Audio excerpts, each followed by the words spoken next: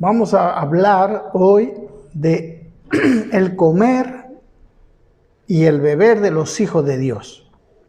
¿Cuál debe ser el comer y cuál debe ser el beber de los hijos de Dios? ¿No? Hablando de algunas cosas que son muy importantes para alimentar nuestro hombre interior. Nosotros hemos hecho énfasis y tiene mucho que ver en la oración y el ayuno, ¿verdad? La oración y el ayuno también son como ejercicios espirituales, pero esta oración y este ayuno no funcionan sin estos otros alimentos espirituales que vamos a ver ahora. Quiero ir con ustedes a 1 Corintios, capítulo 11, cuando el apóstol Pablo habla de lo que instituyó el Señor, que nosotros tenemos nombrada como la Santa Cena. Y ahí habla de dos cosas que tienen que comer, muy importantes, y de ahí vamos a mirar lo importante que es el comer y también el beber espiritual. Nosotros en la vida física no podemos vivir sin comer, y no podemos vivir sin comer no solamente una vez al día, sino 3 veces al día. Nuestro espíritu funciona de una manera similar, ¿no? Hay algunas personas que quieren tener salud espiritual, pero su comer y su beber espiritual es totalmente deficiente, ¿no? Comen algunos una vez a la semana si van a la iglesia. Y no puede ser esto así, ¿verdad? No estoy hablando solamente de la reunión, como vamos a mirar, ¿no? Estoy hablando de por lo menos tres comidas espirituales de las más importantes. Quizá no los toco todos, y la bebida espiritual más importante. Dice en 1 Corintios 11, 23. Dice, porque yo recibí del Señor lo que también os he enseñado, dice Pablo, que el Señor Jesús, la noche que fue entregado, tomó pan, y habiendo dado gracias, lo partió y dijo, tomad, comed, esto es mi cuerpo que por vosotros es partido. Asimismo tomó también la copa, después de haber cenado, diciendo, esta copa es el nuevo pacto en mi sangre. Dice, haced esto todas las veces que la bebáis en memoria de mí. Así pues, dice, todas las veces que comiereis este pan y bebiereis de esta copa, la muerte del Señor anunciáis hasta que Él venga. Bueno, el Señor Jesús dejó un gran legado cuando fue la última reunión que tuvo con sus apóstoles. Y esta reunión es la Santa Cena. Y nosotros la hemos convertido en una ceremonia nomás. Que hagamos la ceremonia no está mal, está muy bien. Pero nosotros necesitamos entender la ceremonia y entender el significado espiritual detrás de esta ceremonia. Porque esta ceremonia también es una figura y sombra. El comer o el beber, en realidad físico, no... O sea, el comer el pan y tomar el vino, o algunos toman jugo de uva, eso no es en realidad a lo que Jesús se estaba refiriendo, ¿verdad? En Deuteronomio capítulo 8, una de las cosas que hace Dios cuando ya iban a entrar a la tierra prometida, ¿verdad? Deuteronomio les dice, bueno, quiero leer esto nomás, en capítulo 8, versículo 3, para destacar lo importante que era el comer desde aquellos tiempos. Dice, hablando de su travesía en el desierto, Deuteronomio 8:3 dice, y te afligió, dice, y te hizo tener hambre, y te sustentó con maná, comida que no conocías, ni tú ni tus padres la habían conocido, dice, para hacerte saber que no solo de pan vivirá el hombre, mas de todo lo que sale de la boca de Jehová vivirá el hombre. Amén. La comida, mis queridos hermanos, es una figura y sombra desde el Antiguo Testamento. Una enseñanza directa en este pasaje. Dice que Dios sacó al desierto afligiéndole también con hambre. y enviando pan del cielo para que sepa que el hombre y vive de todo lo que sale de la boca de Jehová, ¿no? De la boca de Jehová salen las palabras de Jehová. Entonces, hermanos, la primera tentación, por ejemplo, que Satanás le hizo a Jesús en el desierto, cuando él fue llevado por el Espíritu al desierto y estuvo 40 días sin comer, le dijo, dice en Lucas capítulo 4, que Jesús estaba lleno del Espíritu, dice, volvió del Jordán después de que fue bautizado, ¿verdad? Y dice, y fue llevado por el Espíritu al desierto y por 40 días y era tentado por el diablo y no comió nada en aquellos días, pasados los cuales tuvo hambre.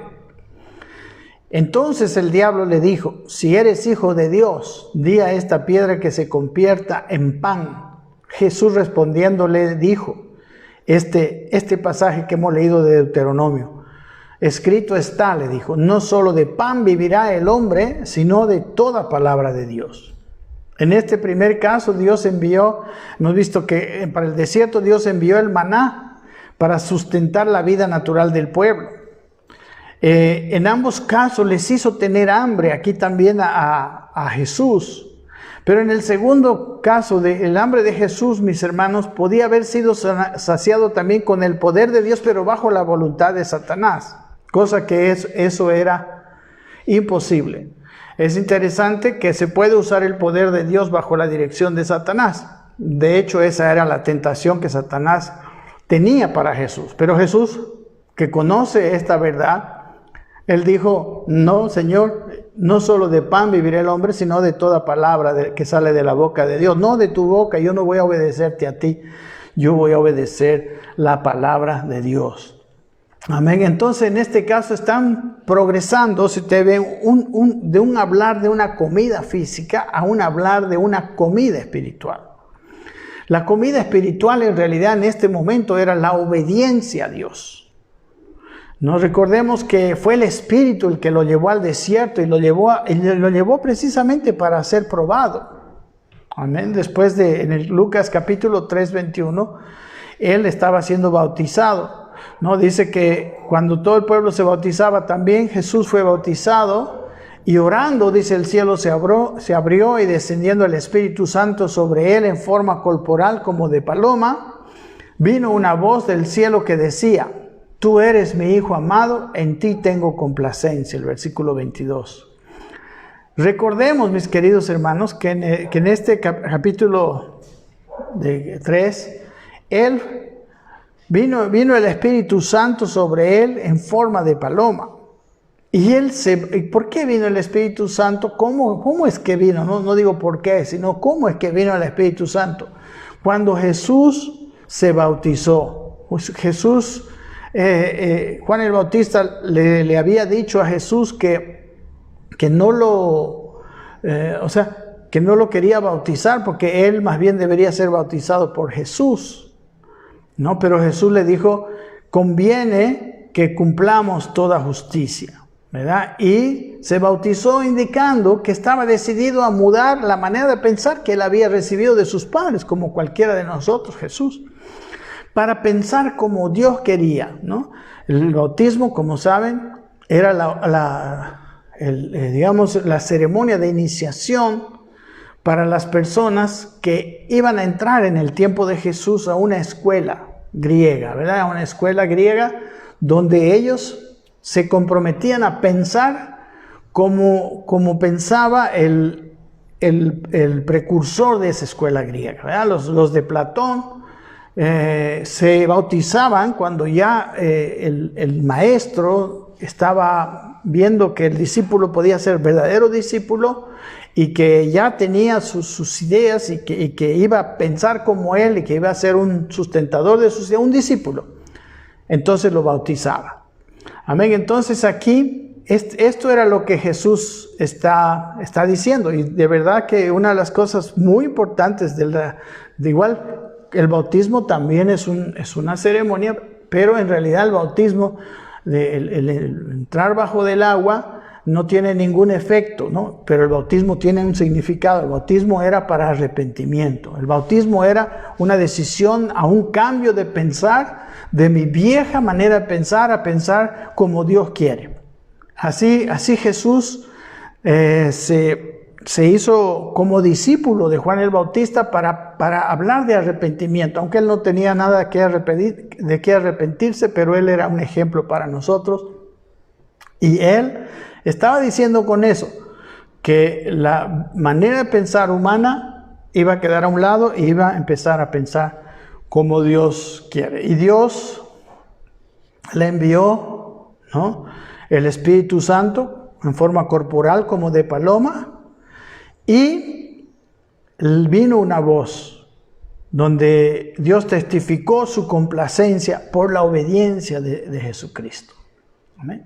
Entonces Dios no envía al Hijo del Hombre solo, sino con el Espíritu Santo. Y es el Espíritu Santo el que lo impulsa después al desierto para ser tentado. ¿Y en qué fue tentado? En la comida primeramente. Amén. Entonces, hermanos, en la Biblia nosotros hemos tenido muchos problemas con la comida. Por ejemplo, Génesis capítulo 3, toda nuestra desgracia vino desde el comer de Adán, ¿no? Cuando él desobedeció y comió del árbol prohibido. En realidad, como vemos, no es el árbol, no es el fruto, que había entrado en la boca de Adán, aquello que le hizo daño. En realidad, el comer del árbol del fruto prohibido implicaba muchas cosas. La desobediencia a Dios implicaba la independencia de Dios, implicaba que el hombre decía, yo voy a hacer lo que yo quiero y no lo que Dios dice, no voy a creer. Implicaba una falta de fe. Él creyó más en la voz de Satanás, que le dijo que no moriría, que sería como Dios, y dejó a un lado la voz de Dios. Por ejemplo, también Esaú, recuerden Jacob y Esaú. Esaú perdió su primogenitura por una comida, ¿verdad? Y en realidad el haberse comido un plato de lenteja o un guiso de lenteja no es algo pecaminoso. Pero, ¿qué significó detrás de eso, de esa acción? Significó que Esaú prefería su bienestar momentáneo sin valorar la primogenitura, que era algo que no se veía en ese momento, pero que después para su vida iba a ser muy importante. Amén. La misma ley tiene muchas regulaciones, digamos, respecto a la comida, ¿no? Habían prohibiciones de comer animales impuros o contaminados, y luego la ley también establecía los que se podían comer o los animales puros. En realidad, este comer de la que habla la ley sigue siendo, como las otras, una figura y sombra de algo espiritual que nuestro comer, ¿no? Por eso el Señor Jesús, cuando se fue, como hemos leído al comienzo, dijo, tomad, comed. Y luego dice, tomad, bebed. Amén. Entonces, aquellas cosas son cosas, podemos decir, simbólicas. Daniel, miren otro ejemplo también. ¿Se acuerdan que él fue dotado con una inteligencia sobrenatural, unas habilidades sobrenaturales por causa de haberse negado a comer la comida del rey? Otro tipo de comida que estaba prohibido por la ley. Entonces él era deseable para todos los hombres la comida del rey, que era la misma que se la ofrecían a él. Pero él prefirió hacer la voluntad de Dios y dejar a un lado la comida que le ofrecía, ¿no? Eso. Entonces, mis hermanos, una de las cosas tristes que a veces pasa con nuestra propia teología es que nos quedamos nosotros con las figuras y con las sombras y nos olvidamos del verdadero significado. Así fue, por ejemplo, quiero leer con ustedes en Marcos capítulo 7. Así fue, mis queridos hermanos, como los fariseos también se quedaron con los mandamientos, figuras y sombras y nunca le dieron importancia al verdadero mandamiento. En este pasaje, dice capítulo 7, versículo 1, se juntaron a Jesús los fariseos y algunos de los escribas que habían venido de Jerusalén, los cuales, viendo a algunos de los discípulos de Jesús comer pan con manos inmundas, esto es, no lavadas, los condenaban, porque los fariseos y todos los judíos, dice, aferrándose a la tradición de los ancianos, si muchas veces no se lavan las manos, no comen. ¿No? Entonces ellos, de verdad, bueno, podemos decir hoy en día que realmente era una cosa buena, sí, era una cosa higiénica, pero ellos ya lo habían convertido en un rito sagrado, entre comillas, ¿verdad? Dice, y volviendo de la plaza, dice, si no se lavan, no comen. Otras muchas cosas hay que tomaron para guardar, dice, como los lavamientos de los vasos de beber y de los jarros y de los utensilios de metal y de los lechos. ¿No? Está muy bien que sean muy limpios, pero cuando nosotros lo elevamos a eso, a categoría, ¿no?, de algo sagrado, es cuando nosotros empezamos a vivir una vida de legalismo que nos impide muchas veces ver la verdad que está detrás de todo esto. Dice el versículo 5, le preguntaron pues los fariseos y los escribas, ¿por qué tus discípulos no andan conforme a la tradición de los ancianos, sino que comen pan con manos inmundas? Respondiendo él, les dijo, hipócritas, bien profetizó de vosotros Isaías, como está escrito, este pueblo de labios me honra, mas su corazón está lejos de mí. ¿Qué estaba diciéndoles? Ustedes están hablando y están diciendo cosas, pero a Dios lo que le importa es el corazón, y el corazón de ustedes está lejos de Dios. Pues en vano, dice el versículo 7, me honran enseñando como doctrinas mandamientos de hombres, porque dejando el mandamiento de Dios os aferráis a la tradición de los hombres, los lavamientos de los jarros y de los vasos de beber y hacéis muchas otras cosas semejantes. Amén. La tradición, hermanos, y el guardar algunas tradiciones que quizás sería bueno porque nos deben recordar los significados, pero muchas veces nos quedamos con la sombra y figura y olvidamos la esencia, ¿no? Y Jesús estaba acusándoles a ellos de este mal, de este pecado, y peor, si ellos eran los enseñadores del pueblo, ellos eran los que traían la doctrina. En el versículo 14, en este mismo capítulo, Jesús dice, y llamando así a toda la multitud les dijo, oídme todos y entended, nada hay fuera del hombre que entre en él que le pueda contaminar, pero lo que sale de él es lo que le contamina al hombre. Hablando de que cuando nosotros comemos, cuando todo lo que es comida, le puede contaminar, podríamos decir, en su físico, ¿verdad? Si comemos algo sucio, si comemos una comida que nos hace daño, pero espiritualmente no. Él estaba hablando de una contaminación espiritual. En el versículo 18, en este mismo pasaje, dice, Él les dijo, también vosotros estáis sin entendimiento, porque ellos le preguntaron, no entendían. Dice, ¿no entendéis todo lo que todo lo que de fuera entra en el hombre, dice Jesús, no le puede contaminar? Porque no entra en su corazón, sino en el vientre y sale a la letrina. Amén. Entonces, la comida espiritual sí puede, la mala comida espiritual podemos decir sí puede contaminar, pero la comida física, ¿no? Como en este caso, comer con manos sin lavar que pueden contaminar la comida, eso no le contamina en el corazón.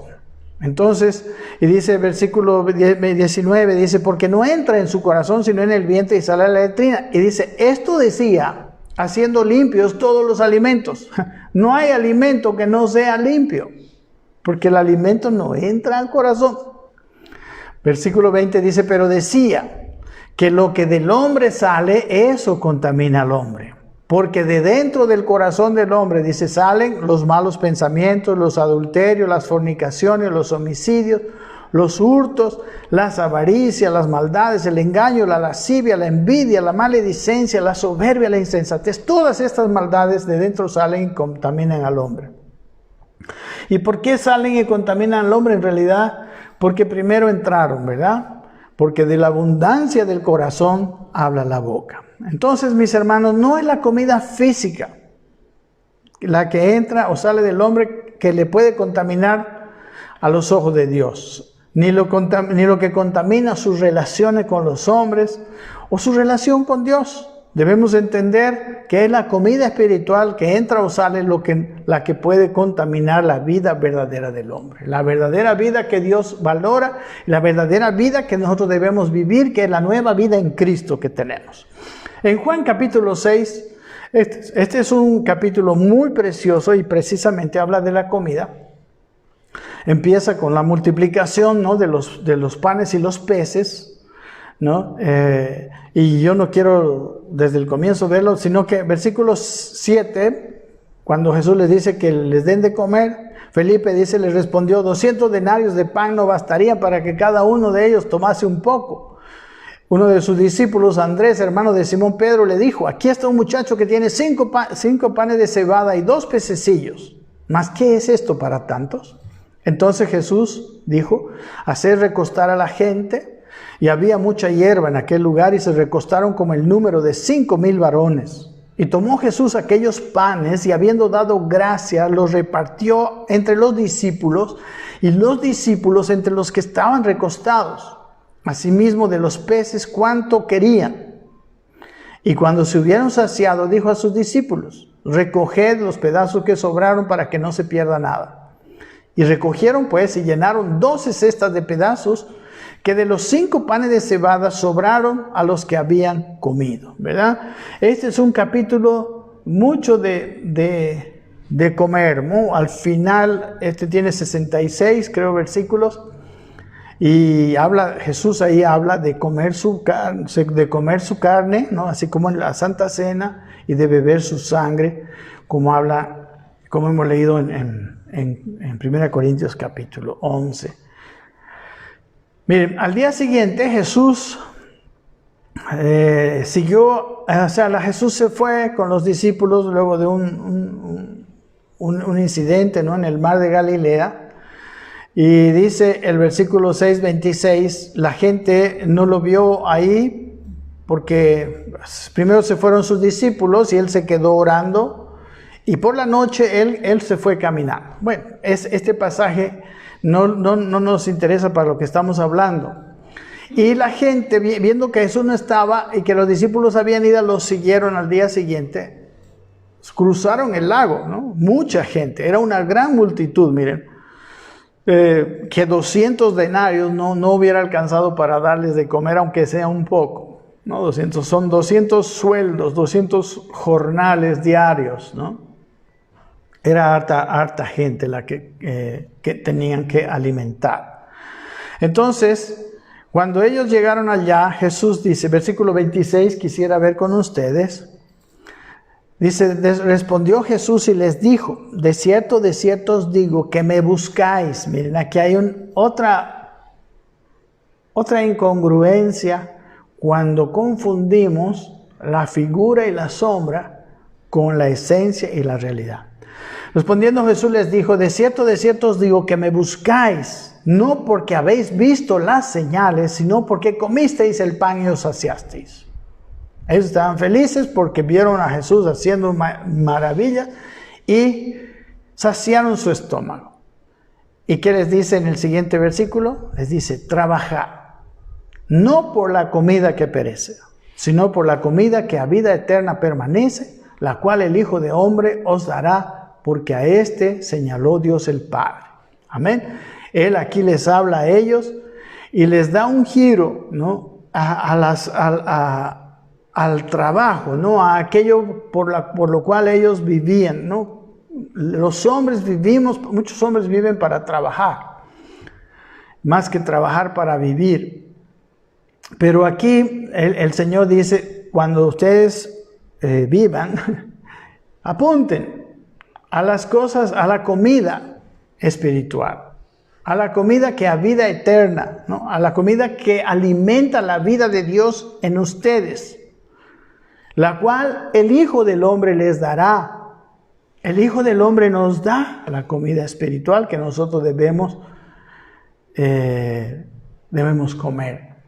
2 capítulos anteriores, cuando Él estaba ahí en el desierto, antes de su reunión con la mujer samaritana, Jesús dijo esta frase muy interesante en Juan 4:34. Dice, Jesús les dijo, mi comida es que haga la voluntad del que me envió y que acabe su obra. No, aquí habla de una comida espiritual. ¿Cuál es nuestra gran comida espiritual? Pregunto. La gran comida espiritual es la obediencia a Dios. El hacer la voluntad de Dios es una comida espiritual que debemos comer todos los días. Como hemos visto cuando él instituyó la Santa Cena, ¿no? En Mateo 26 también está así. Dice, mientras comían, tomó Jesús el pan, lo bendijo, lo partió y dio a sus discípulos y les dijo, tomad, comed, esto es mi cuerpo. Aquí está hablando de otra comida que es su cuerpo, ¿no? Hemos visto que la primera comida es la obediencia. La segunda comida es el comer de su cuerpo. ¿Y qué es su cuerpo? Aquí en Efesios capítulo 1, 22 y 23, Él define lo que es su cuerpo. En realidad Jesús, cuando les da la Santa Cena, primero ni siquiera se hace morder su mano. No está incitándoles al canibalismo. Él le está diciendo, tomen, coman, este es mi cuerpo. ¿Y cuál es su cuerpo? En Efesios 1:22 dice, y sometió todas las cosas bajo sus pies, hablando de Jesús, y lo dio por cabeza, dice, sobre todas las cosas a la iglesia, la cual es su cuerpo, la plenitud de aquel que todo lo llena en todo. Yo no sé por qué lo dividen en 2 versículos, pero aquí dice que la iglesia es su cuerpo.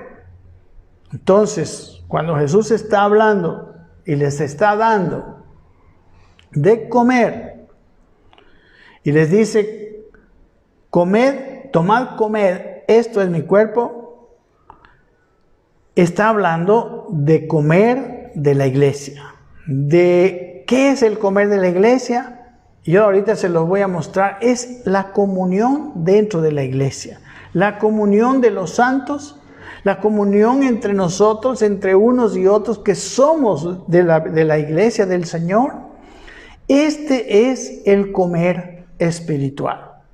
Amén. Lo vemos por ejemplo, la iglesia de Corinto es una de las iglesias más carnales, más débiles, más carentes de testimonio y con muchos problemas de desviaciones y pecados.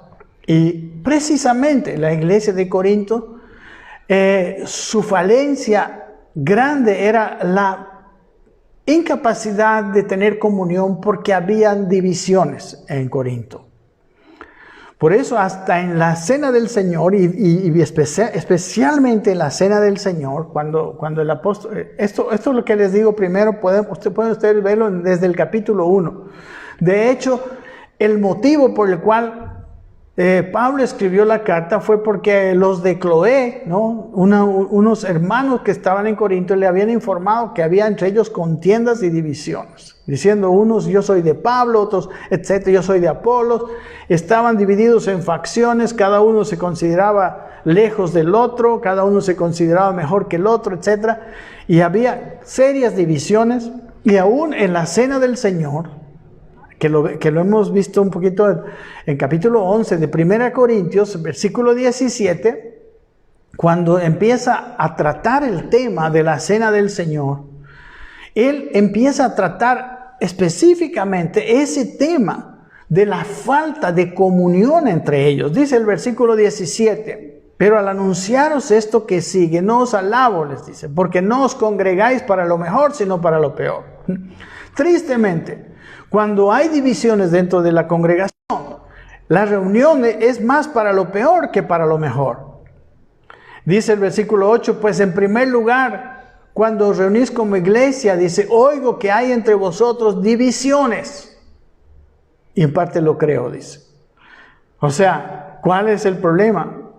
Que convierte nuestras reuniones en un verdadero alimento espiritual, en algo más bien contrario y peor. Las divisiones y la falta de comunión entre los miembros de la iglesia del Señor.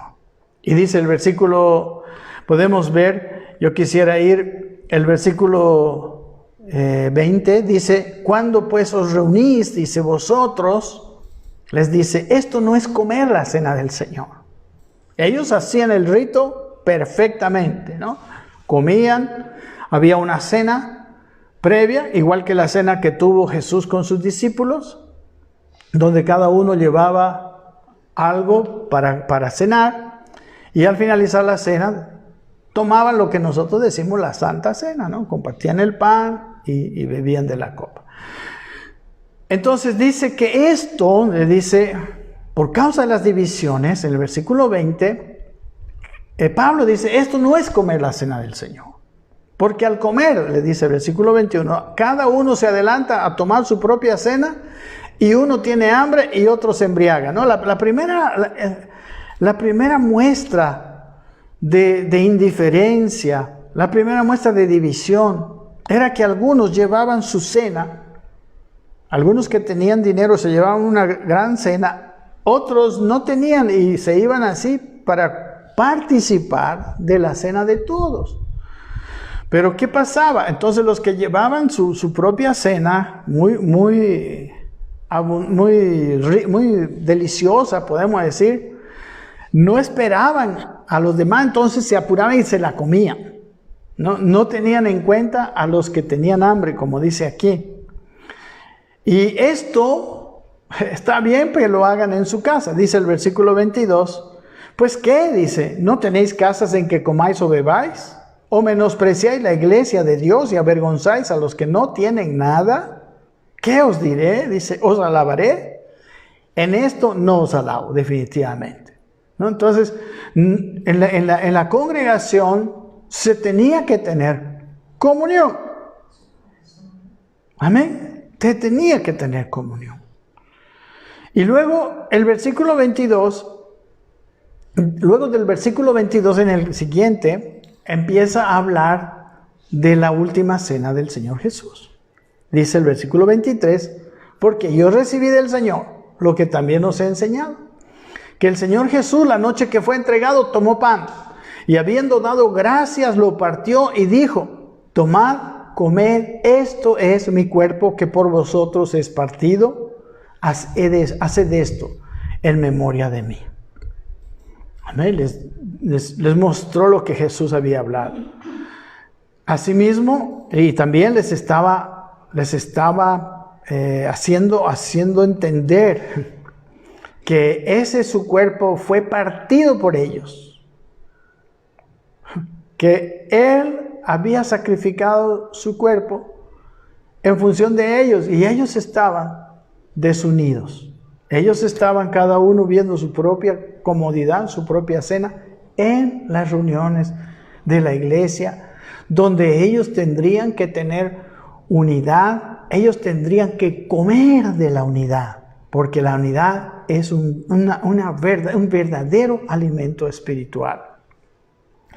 Dice el siguiente versículo, asimismo tomó también la copa después de haber cenado, diciendo, esta copa es el nuevo pacto en mi sangre. Haced esto todas las veces que la bebiereis en memoria de mí.